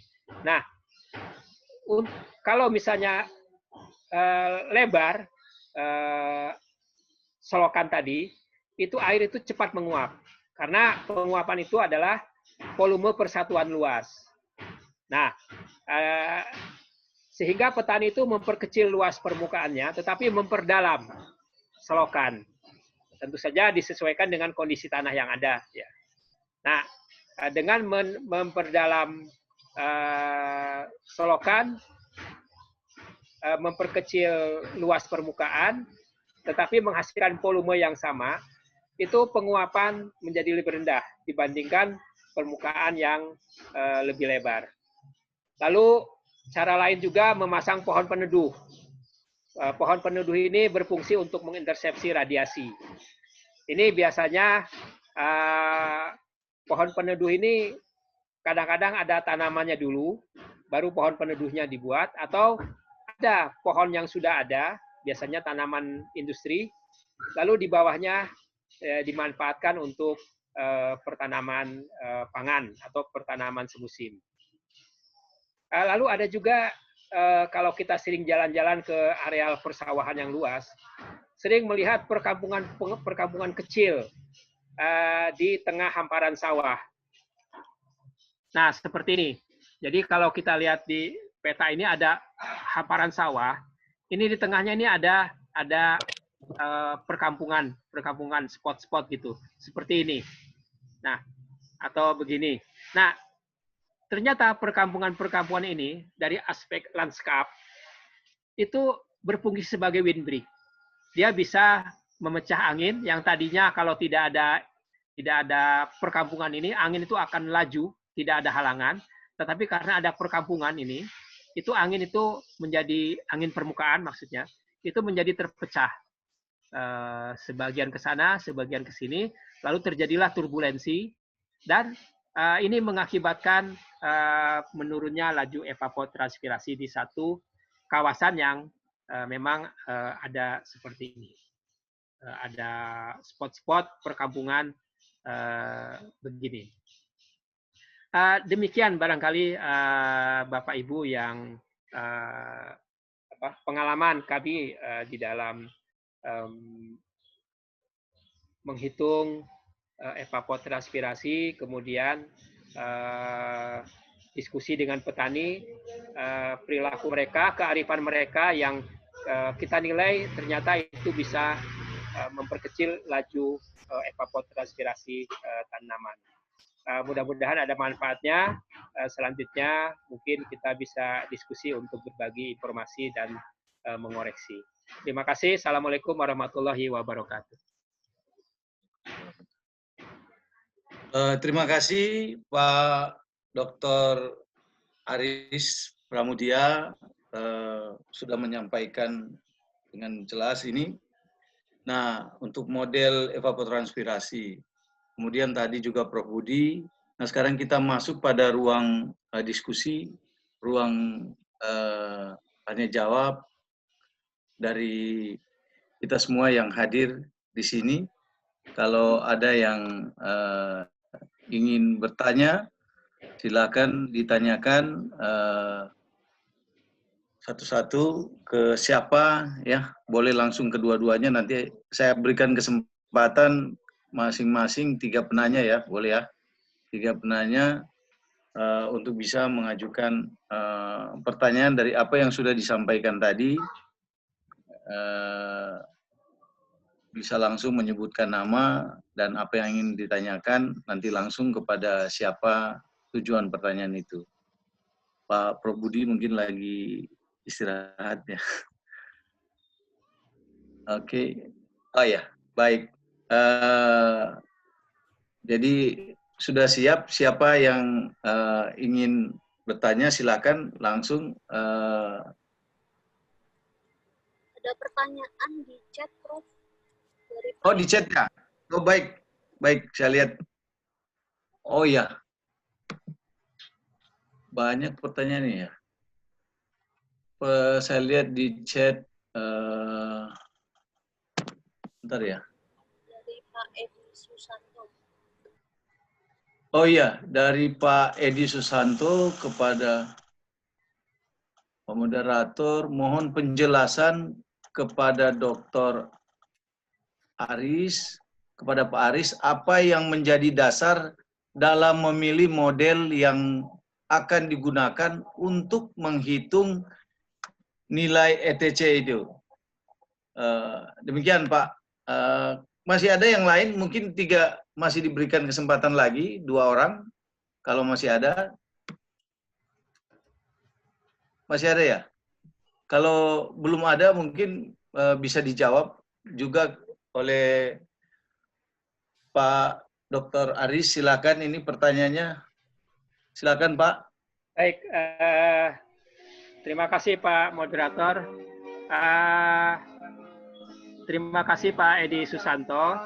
Saya atas atensinya.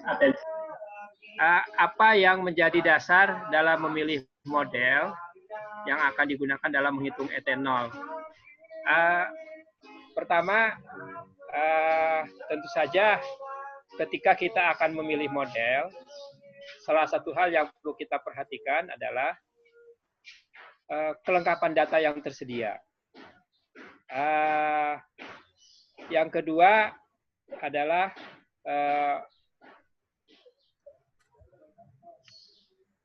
model itu memang menurut penilaian banyak kalangan yang paling representatif atau yang paling bagus, bisa mewakili kondisi aktual.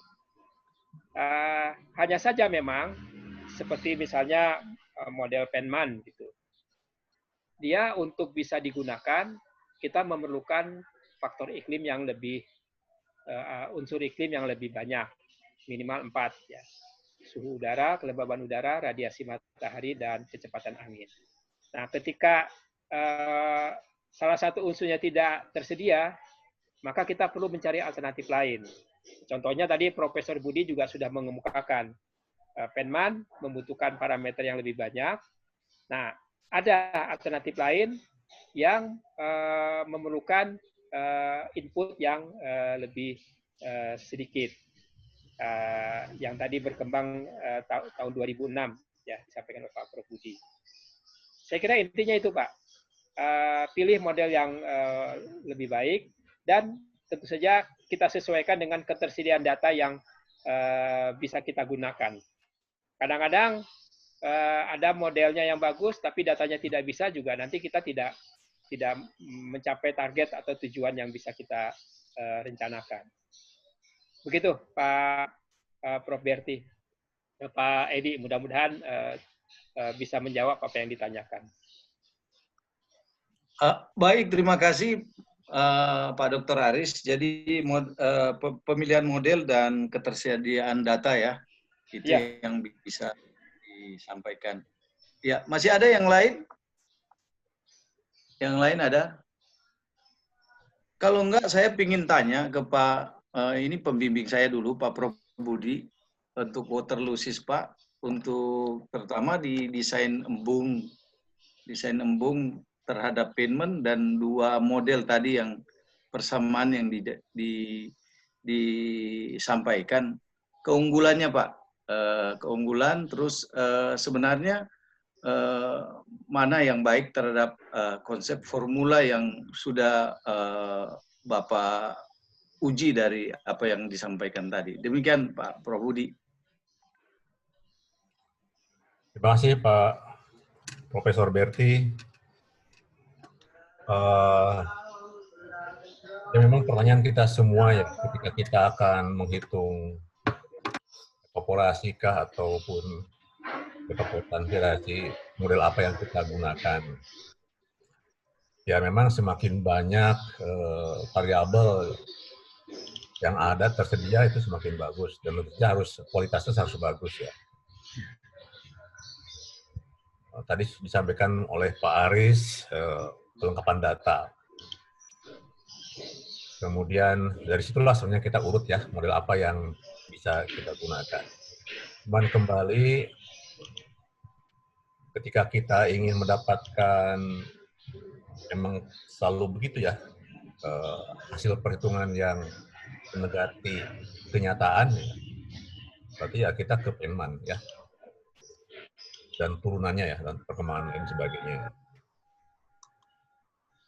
Nah, namun demikian, Penman itu pun juga tadi kan ada data tambahan, tidak hanya sekadar tadi yang kata Pak Aris ya, 4 itu, tapi ada juga seperti bahwa kecepatan angin pun juga berpengaruh atau tergantung kepada posisi ya, dan juga tutupan lahan vegetasi di sekitarnya ya.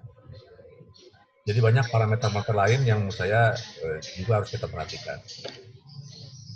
Yang paling penting sih menurut saya tetap aja model apapun juga yang kita gunakan harus kita kalibrasi. Minimal ya dengan data yang kita ukur gitu. Minimal. Supaya kita yakin betul bahwa model itu sejauh mana deviasinya terhadap data. Ya. Tadi Pak Aris sudah menyampaikan bagaimana mengukur evapotranspirasi menggunakan lisimeter ataupun juga dengan pan evaporasi ya. Itu salah satu alat yang kita bisa gunakan untuk mengkalibrasi model-model yang kita gunakan. Saya kira minimal itulah, artinya ketika kita memang serius ya untuk mendapatkan model yang akurat, maka kita harus kalibrasi. Berdasarkan itulah kita tentukan model yang paling tepat ya, yang kita inginkan. Nah, cuman ada kalanya juga kita tidak sempat menggunakan atau mengkalibrasinya, maka kita menggunakan model-model yang tersedia. Ya, yang mendekati Penman lah yang kita gunakan, Pak Berti ya. Ya. Karena saya lihat BMKG pun juga memang ada keinginan lah, ya, ada keinginan untuk mendapatkan data yang bisa digunakan untuk menghitung model Penman itu. Ya, jadi sebenarnya data itu lengkap. Tetapi kembali ya, kan di situ juga data radiasi, itu tidak tersedia di BMKG, itu harus kita hitung. Nah, radiasi pun juga sebaiknya dikalibrasi. Ya, model-model radiasi dengan data juga sebaiknya dikalibrasi. Ini beberapa mahasiswa saya atau S3 ya, ada Riani di sini, Vita, kemudian juga ada ini, semuanya mengkalibrasi RS itu ya.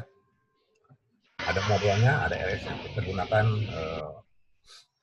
parameter, kadang-kadang ada juga koefisien baru ya, yang kita tambahkan untuk kalibrasi gitu. Jadi RA dan RS pun juga sebaiknya dikalibrasi juga. Itu tidak mahal sekarang, banyak alat-alat yang tersedia ya, semua yang tersedia itu murah sekali. Tidak perlu harus 1 tahun, yang penting kita punya beberapa data minimal pada waktu-waktu tertentu itu cukup untuk mengkalibrasi. Dan rata-rata saya lihat linear ya, artinya koefisiennya itu tetap gitu, antara data dengan model. Ya, kita juga mungkin nanti bisa disampaikan, kita juga mengukur radiasi di dalam rumah kaca ya, dibandingkan dengan di luar rumah kaca. Gitu. Kita sudah punya model juga untuk merepresentasikan rumah kaca ya, radiasi rumah kaca dibandingkan dengan yang di luar gitu. Saya kira proses validasi itu penting ya, kalibrasi itu dengan data. Saya kira itu Pak, ya bisa sampaikan. Ya baik, mungkin ada penyampaian dari Pak Aris berhubungan dengan pertanyaan saya tadi Pak. Ada yang bisa ditambahkan?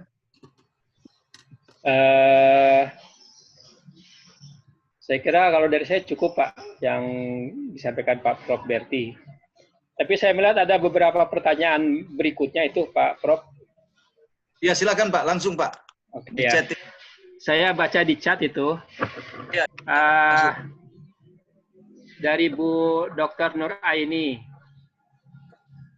Apabila kita memiliki data pengukuran evapotranspirasi, apakah kita bisa mengestimasi berapa persen yang evaporasi, berapa persen yang transpirasi? Sejauh ini setahu saya sulit ya kita membedakan kapan mana dari katakanlah satu hari evapotranspirasi itu 5,6 mili misalnya atau mencapai nilai tertentu.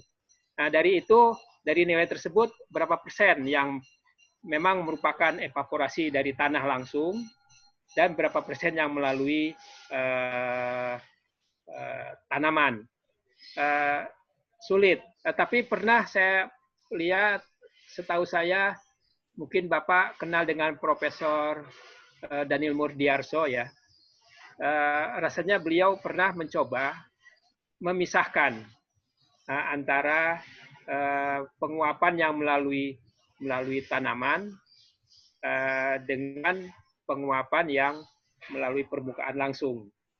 Itu dengan cara menggunakan sungkup. Tidak hanya di tanaman kecil, bahkan beliau rasanya pernah sampai ke tanaman hutan begitu.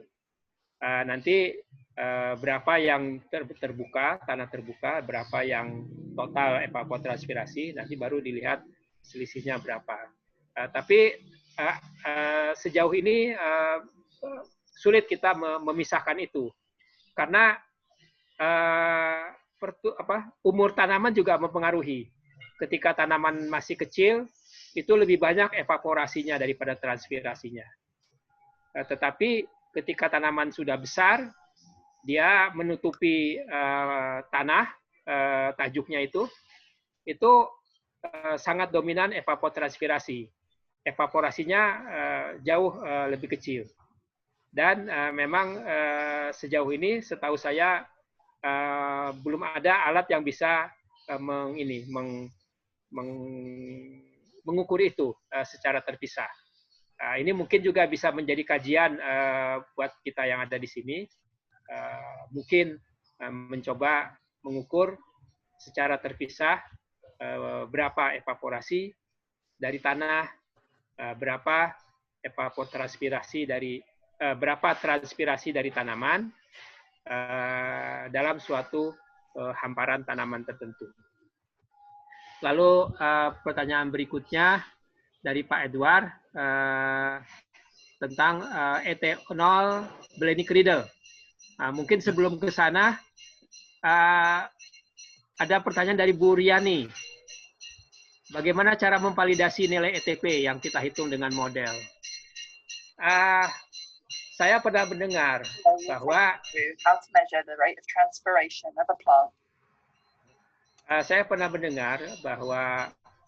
data yang paling valid untuk bisa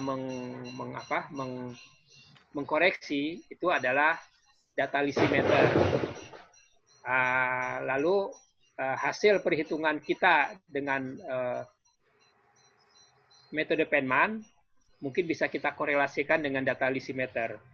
Tapi itu pun belum mewakili, karena bisa jadi kita menghitung untuk jenis tanaman tertentu, lisimeternya itu masih rumput.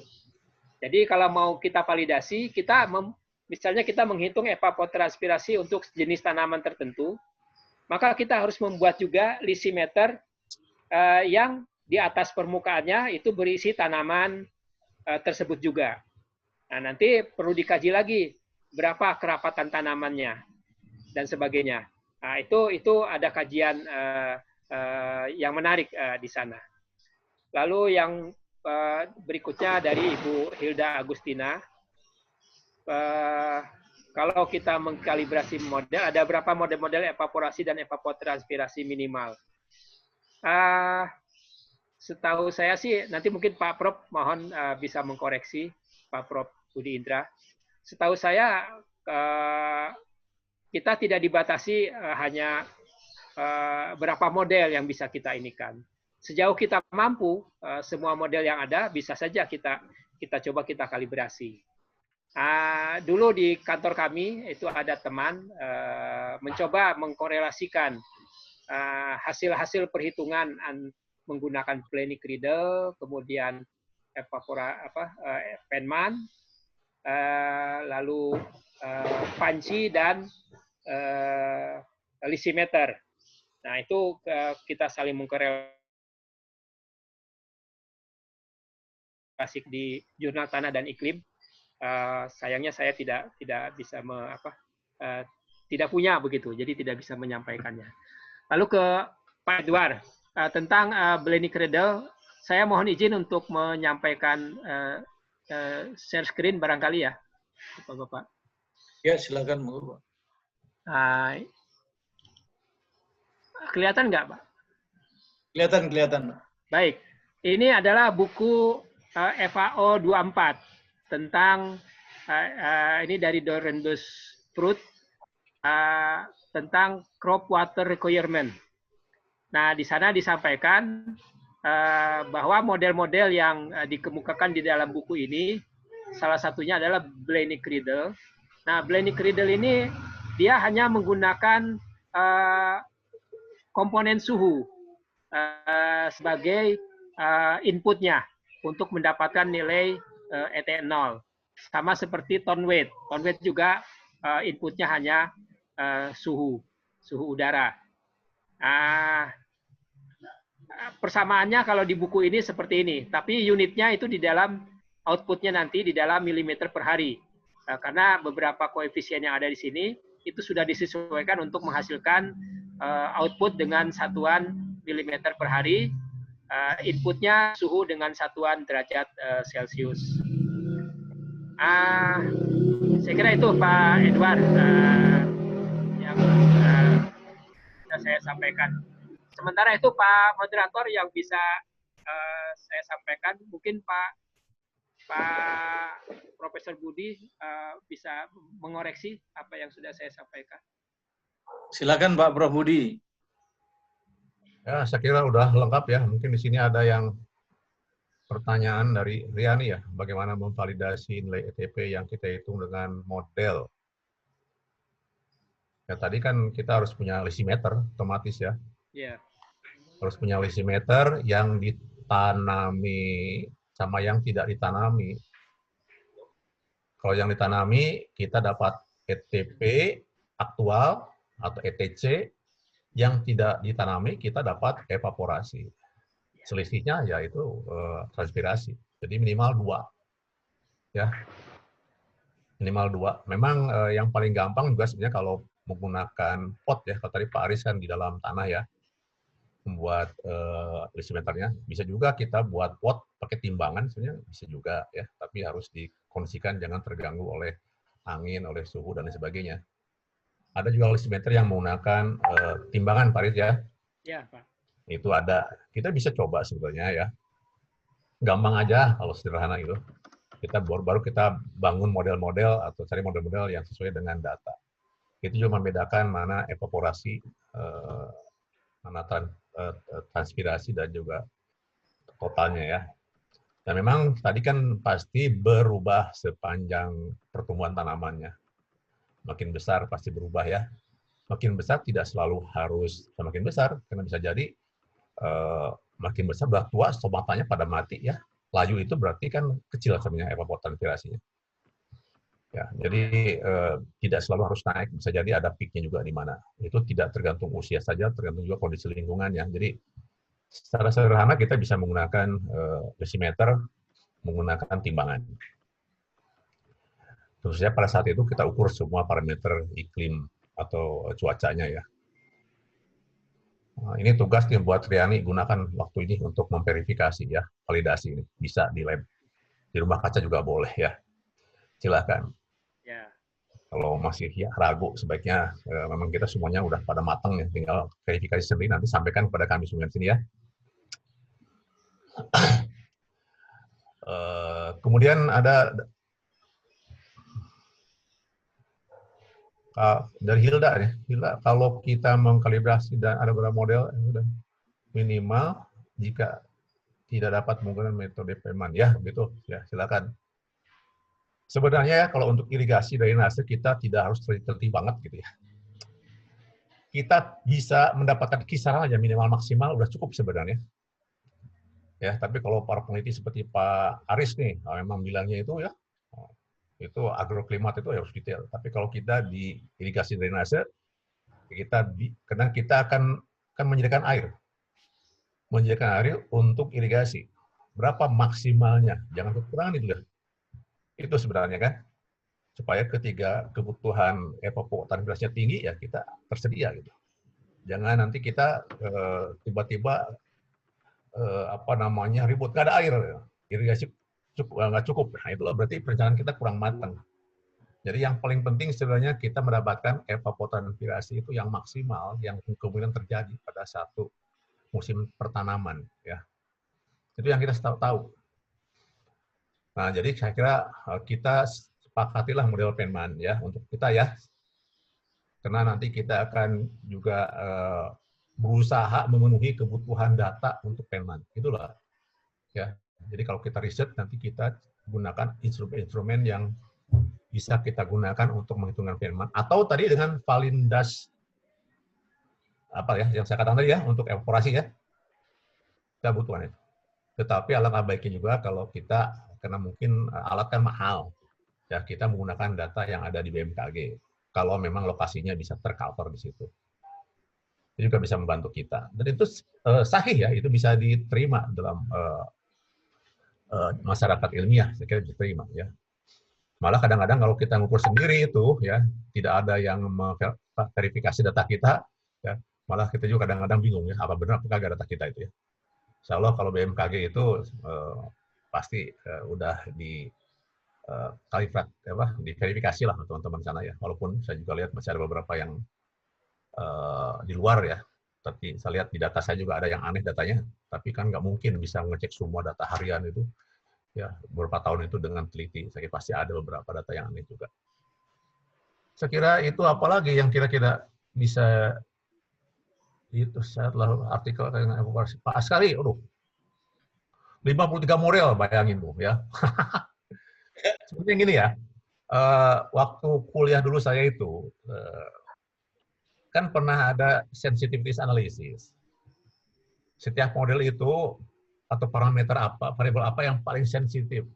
Ya, itu kan ada ujinya. Jadi Pak Aris tadi udah lihat satu-satu kan hubungan antara evapotranspirasi dengan radiasi dengan suhu. Nah, itu boleh, tapi yang paling penting adalah sensitive analysis. Di antara semuanya itu mana yang paling sensitif. Kalau berubah aja sedikit, berubah ETO-nya. Nah, itu ada namanya sensitive analysis. Itu ada saya kira Pak Askari juga semuanya udah mendapatkan itu ya. Jadi ketika kita mengukur katakanlah variabel, berapa ketelitian alat yang harus kita gunakan? Kalau kita mengukur radiasi ya, plus minusnya radiasi itu berapa gitu alat yang kita gunakan? Jangan sampai nanti sedikit aja berubah, ya. Sangat berpengaruh gitu. Jadi kita harus menentukan alat ukur yang tepat ya untuk setiap parameter atau variabel yang akan kita ukur. Jadi itu pun juga ada satu analisisnya ya. Jadi mungkin berikutnya lah kita ya. Tapi sebaiknya demikian ya, supaya kita yakin kalau mengukur suhu lah nggak apa-apa lah, kasar-kasar aja, cukup 1 desimal di belakang titik atau koma ya. Tapi kalau untuk radiasi nggak boleh, harus dapat 2 angka gitu. Berarti alatnya harus lebih. Jadi itu pun juga sebaiknya harus dibuatkan. Tuh Askari udah buat sensitive analisisnya ya. Nah itu tolong disampaikan dengan memang itu harus partial derivatif ya, nggak bisa karena multivariabel. Itu memang di S2 itu ya, S1 nggak mungkin bisa belajar itu. Mungkin S3 juga ada beberapa yang tidak punya background di partial differential equation, mungkin berat juga ya. Tapi itu saya kira nanti akan disampaikan Pak Askari ya. Papernya udah ada juga kan. Ada di database-nya, mungkin bisa dilihat di database Pak Askari. Jadi kalau blind egg leader, untuk itu mana yang paling penting kita ngukur. Ya. Tidak semuanya variabel itu penting. Paling penting jangan meleset. Nah, itu yang paling penting. Ya. Kira ada yang namanya sensitivity analysis. Oke. Boleh ikutan Pak? Sedikit Pak. Oh itu. Oh. Silakan. Pak Askari, Ya, gimana kabarnya? makasih Sehat, ya? Pak Aris, apa kabar? Alhamdulillah baik Pak. Alhamdulillah, sehat, syukurlah. Ini saya yang 53 model itu sebenarnya saya perlu bantuan data Pak untuk publikasi karena yang sudah publikasi internasional saya kira baru 35 model. Jadi saya ada kelebihan kurang lebih 15 model dibanding yang lain itu. Cuma data nggak punya gitu. Nah, kalau misalnya mau join Pak Kusnul tahu saya kerjaannya ngumpul-ngumpulin model. Karena saya ingin tahu ceritanya, Rip. Ingin tahu ceritanya gimana gitu kan. Jadi kalau mau bikin juga ternyata modelnya udah ada yang buat gitu kan. Itu satu. Yang kedua, kalaulah Penman Mounted ini mau dijadikan acuan sebagai yang paling bagus misalnya, ada juga kesempatan lain. Kita bisa optimasi nilai-nilai konstanta yang ada di model tersebut gitu. Itu kan model itu kan dikembangkan di luar negeri, Coba kita buat untuk di Indonesia, mungkin konstantanya berubah, Pak. Nah, itu. Ya, asumsinya saja Penman Mounted yang paling bagus. Jadi kita bandingkan ke situ. Itu mungkin ya sedikit ide lah ininya. Nah, yang parsial derivatif, Pak Budi, yang 53 itu sudah saya buat semuanya, cuma nggak berlanjut, Pak, karena saya keluar dari kampus, jadi sekarang ibaratnya bagus juga Pak Budi bikin ini, jadi saya ada teman sharing juga dengan yang lain-lain, gitu, dengan teman yang lain. Gitu. Mungkin itu saja ini dari saya. Makasih. Pak Kang Askari butuh data berapa banyak? Kalau bagusnya sih mewakili Indonesia Barat, misalnya Sumatera, Jawa, per itu. Jadi kita berbicara confident, Rip. Datanya data apa, Pak Askari?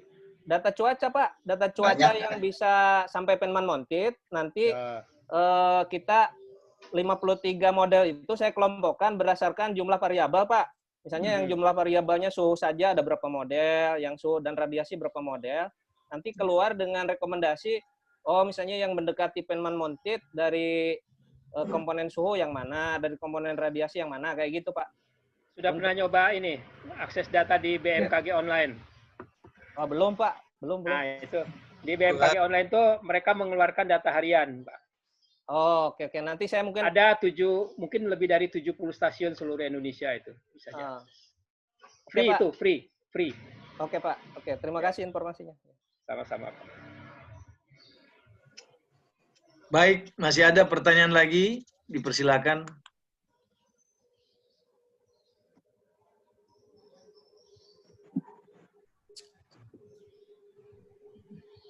Kalau yang mau di-chat, silakan di-chat.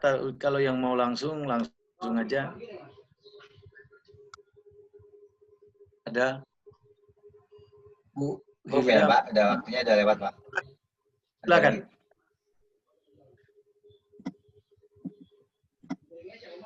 Cukup ya, Pak. Waktunya juga kita udah lewat, Pak. Oke. Baik. Terima kasih ya, karena waktu kita udah cukup, bahkan udah kelewat. Tentunya saya mengucapkan terima kasih kepada kedua pembicara, Profesor Budi Indra Setiawan dan Pak Dr. Insinyur Aris Pramudia, Magister Sains, atas apa yang sudah diberikan, model evapotranspirasi dan model evaporasi. Kiranya ini bisa menjadi hal yang baik, karena banyak yang bisa kita pelajari dari sini untuk pengembangan ilmu-ilmu kita yang sesuai dengan ini menjadi referensi ke depan. Demikian saya kembalikan kepada moderator Pak Husnul Arif. Silakan, Pak. Baik, terima kasih Profesor Betty. Terima kasih ini kami ucapkan kepada Profesor Budi, Pak Dr. Aris, dan Profesor Betty yang telah memandu, memimpin, berbagi ilmunya pada pertemuan ke-6 SCID pagi hari ini sampai siang ini. Kami ucapkan terima kasih juga kepada para partisipan, para members yang sangat aktif tadi memberikan pertanyaan-pertanyaannya. Tentu kita tidak akan berhenti di sini, kita akan lanjutkan lagi 2 minggu lagi. Topiknya lebih ke arah aplikasi dari evapotranspirasi begitu. Nanti ada Bu Popi dan Pak Hermantoro kalau nggak salah ya. Mantap. Ini lebih ke arah aplikasi begitu. Nah, memang belum ada moderator ini, Bapak Ibu yang ingin menjadi moderator, ya, saya persilakan mengisi di formnya, mengisi di jadwalnya. Mohon Mbak Riani dikirim lagi nanti, reminder. Kalau sudah fix, akan kita buat flyernya, ya. Kita buat flyer sebagai pertemuan ke-7 begitu. Karena memang evapotranspirasi ini merupakan topik yang sangat menarik dan saya lihat dari anggota-anggota SCID ini sangat concern dengan evapotranspirasi. Meskipun juga parameter yang lain juga sangat kita pertimbangkan begitu. Baik Bapak Ibu, saya kira itu pertemuan hari ini. Silakan dicek lagi nomor registernya masing-masing yang sudah terdaftar dan mengisi biodatanya di database sudah mendapatkan register number. Register number ini untuk kita pakai sebagai absensi. Jadi absensinya itu mengisi register numbernya. Jadi silakan dipakai. Tadi juga ada usulan mau membuat kartu anggota digital begitu. Saya kira ini ide-ide yang baik, silakan nanti yang punya masukan untuk perbaikan atau peningkatan dari klub ini kami persilahkan begitu. Karena klub ini milik kita semua ya. Ya kita sendiri yang nanti mengembangkan dan membuat lebih aktif lagi dan bermanfaat bagi kita semua. Bapak Ibu sekalian, saya kira itu yang bisa saya sampaikan. Terima kasih sekali lagi untuk pembicara, moderator, dan para partisipan. Untuk sertifikat, seperti yang kami sampaikan, kita akan buat secara rutin setiap sebulan sekali gitu, dengan beberapa topik yang telah diikuti begitu ya. Saya kira mungkin itu. Mungkin sebelum saya akhiri ada tambahan dari Profesor Budi dulu sebagai hostnya. Sebagai ketua Pak, mungkin ada yang mau disampaikan?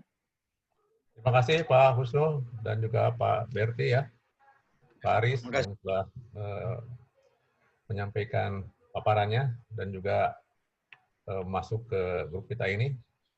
Harapan saya terus ya, jangan berhenti sampai kapanpun juga, walaupun udah pensiun. Tidak ada batas di sini.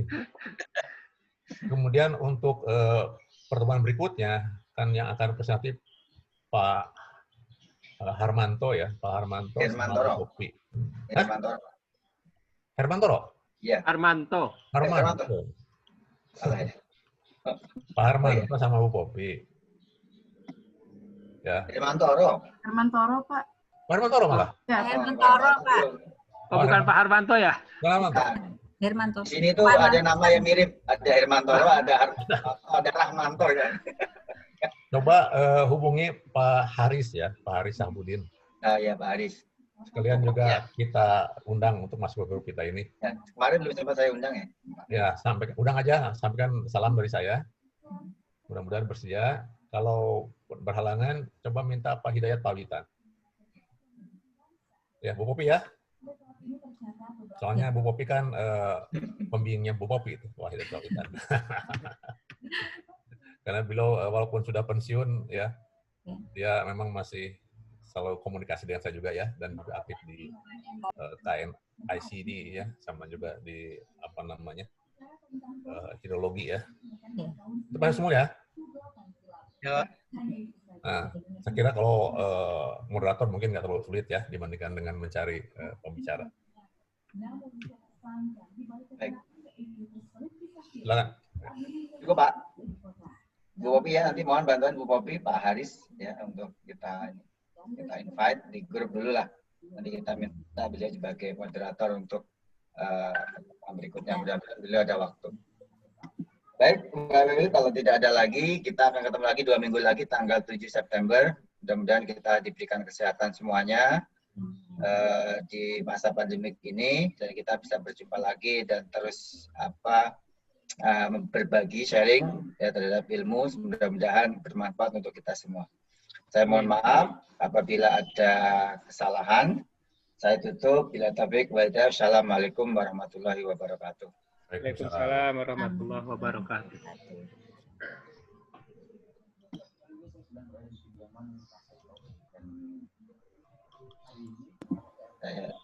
Saya tutup ya semuanya.